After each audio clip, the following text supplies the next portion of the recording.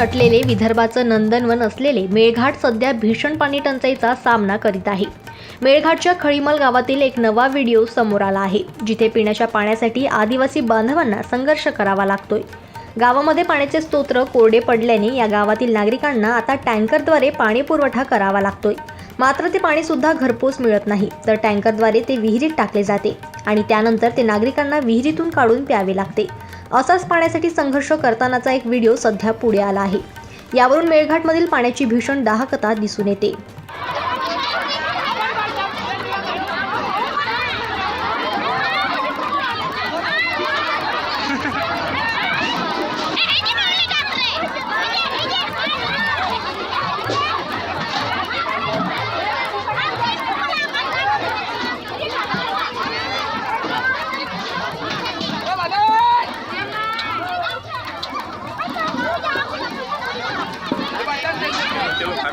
जनमत लाईव्ह न्यूजसाठी संजय जावरकर यांची रिपोर्ट।